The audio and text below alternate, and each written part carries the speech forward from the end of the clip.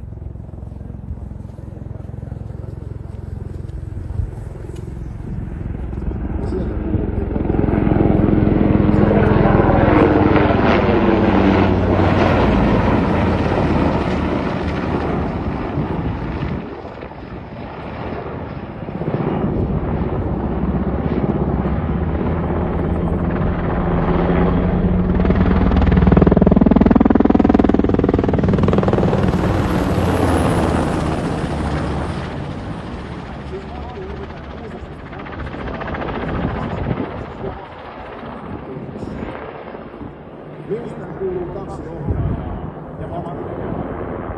Tarvittaessa myös kenttäpelastajaa.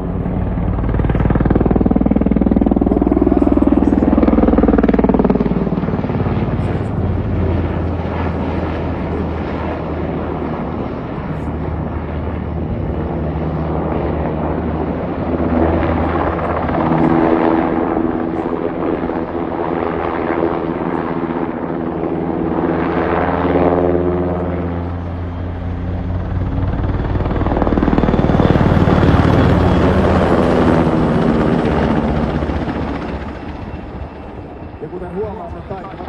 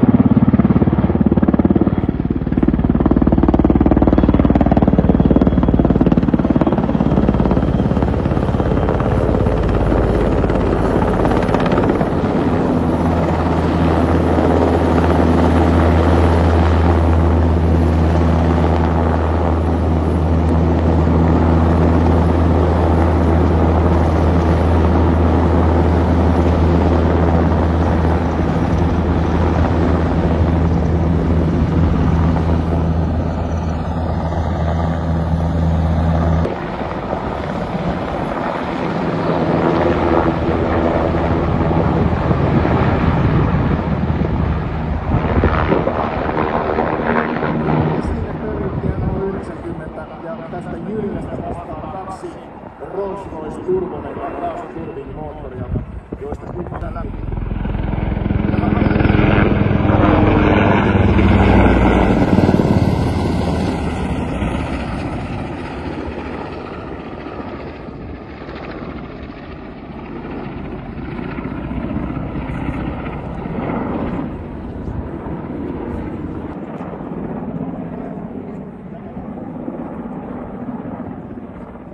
Joukkoja komentaa maavoimien operaatiopäällikkö, prikaatikenraali Tero Kyl.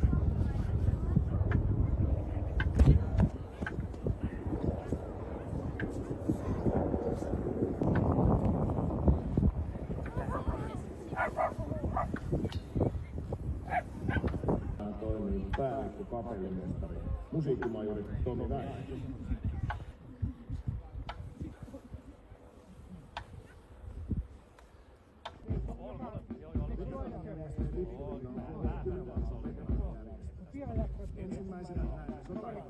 Poikien perille Killanlippu ja Kymenlaakson sotalappurilippu sekä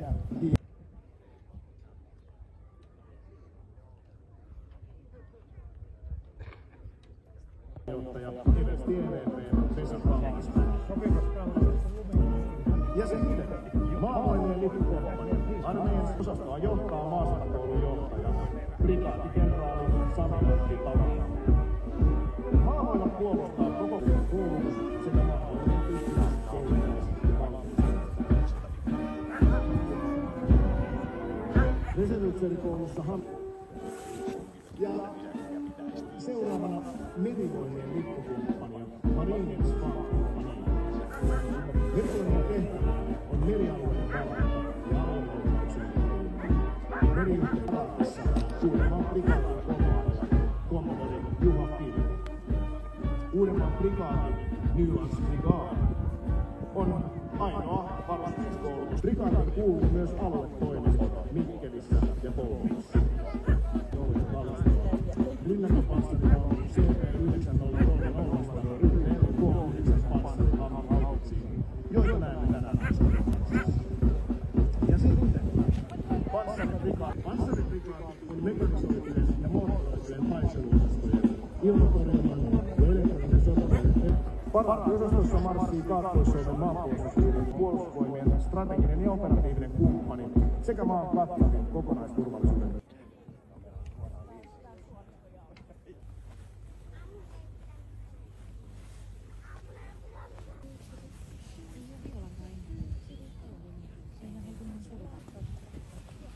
Otamme vastaan Suomen lipun. Se toki.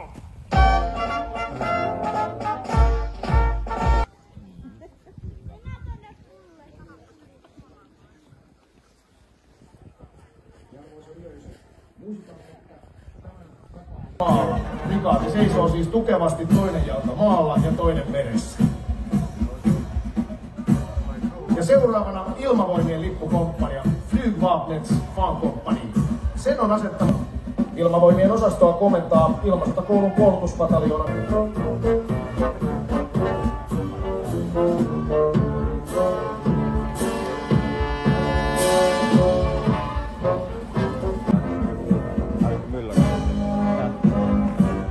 Ja seuraavana Rajavartiolaitoksen lippukomppania Grensbevakningsväsendets Fankompani.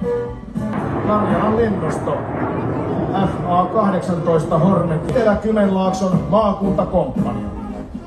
Sen marssiosaston kohdalla. Nämä helikopterit ovat osa puolustusvoimien nopeutta. Palataan Etelä-Kymenlaakson maakuntakomppaniaan.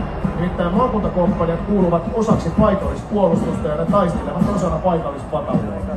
Yksiköt harjoittestuma maanpuolustusjärjestö. Sen tehtävä on tukea varusmiesten ja reservin kertausharjoituksessa olevien hyvinvointia.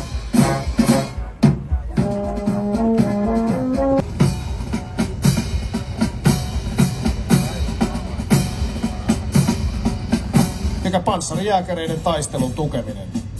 Pääaseena lataaja ja ajaja. Painoa tällä vaunulla on lähes 60 000 kiloa. Leopardit ja muodostaa taistelun painopisteen. Ne toimivat yhdessä CV-rynnäkköpanssareiden mukana liikkuvien panssarijääkäreiden kanssa.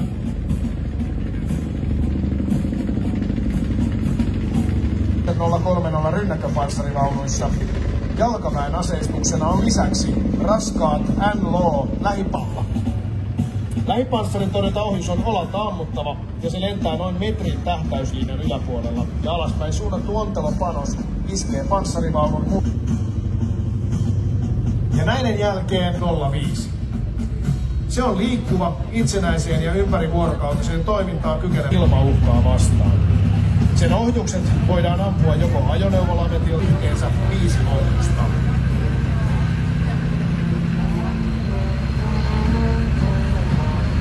Pioneeri-aselajia edustava vesistöesteiden ylitykseen tarkoitettu pontooni kuorma-liitin panssariajoneuvo, eli Aamos, jolla tuetaan maavoimien taistelua epäsuoralla tulella. Tulivoimalta aukot rakentavat viestiverkot muun muassa johtamisen ja tulenkäytön yhteyksiä perustetaan joko ajoneuvoihin tai siirrettäviin kontteihin, ja niissä olevilla johtamisjärjestelmillä mahdollistetaan muun muassa tuttuja moukareita. Koulutetaan varusmiehille panssariprikaatissa ja Karjalan prikaatissa. K9 on 5 hengen miehistö, ja se kykenee tulitehtävän toteuttamiseen. Tuo kattava vaikuttamiskuvi lisäksi suojaa nykyaikaisella taistelukentällä. Ja hyvä yleisö, seuraavaksi panssariprikaatin osasto, jossa ensimmäisenä mekanisoitujen joukkojen pääkalustona käytettäviä Leopard 2 A6 taistelupanssarivaunuja. Rainer Kuosma. Panssariprikaati on mekanisoitujen ja moottoroitujen taisteluosastojen ilmatorjunnan Nummella ja Riihimäellä toimiva Maavoimien joukko-osasto kouluttaa maavoimien iskukykyisimpiä taisteluosastoja.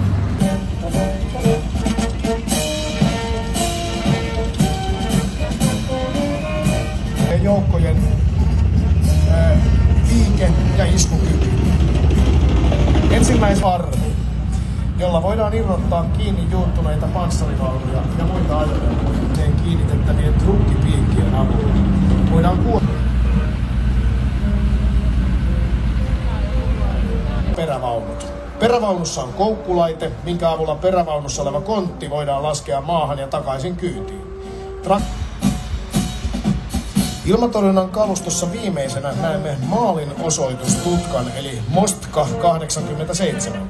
Sitä käytetään antamaan ennakkovaroitus ja maalin osoitus ilmatorjunnan tuliyksiköille sekä täydentämään valtakunnallista ilmatilaa. Etäisyys ilmamaaleihin on noin 75 kilometriä. Kotimaisia XA203 kuljetuspanssariajoneuvoja, jotka on tarkoitettu jääkäriryhmän kuljettamiseen ja sen taistelun tukemiseen suoraammuntatulella. Eri aselajia edustaa paraatissa seuraavana nähtävä puhdistusajoneuvo, jolla voidaan suorittaa kaluston, tiestön ja maaston puhdistustehtäviä. Seuraavaksi Sisu 10x10 pyöräajoneuvolla alustalle rakennettu silta-auto, jota käytetään kaikkien joukkojen jopa 24 metriä leveän vesi- tai maastoesteen yli vain muutamassa minuutissa. Ajoneuvon miehistöä suojaa ohjaamon sirpalesuojaus. Käytössä on myös Leopard 2A4 aluksi-millimetrisellä konekiväärillä. Ja sitten XA180M kuljetuspanssariajoneuvot. Niillä kuljetetaan jääkärijoukkoja. Nämä paseenakin tunnetut panssariajoneuvot tuovat maavoimien joukolle hyvän operatiivisen liikkuvuuden ja sirpalesuojan vastustajan tulelta. Niissä on aseistuksena 12,7 mm ilmatorjunnan konekivääri. Ja sitten, puolustusvoimillahan on lentokalustoa kaikissa puolustushaaroissa. 155 K98 kenttäkanu. Näitä kenttäkanuja käytetään taistelujen tukemiseen epäsuoralla tulella. Ja viimeisenä raskaan liikenteen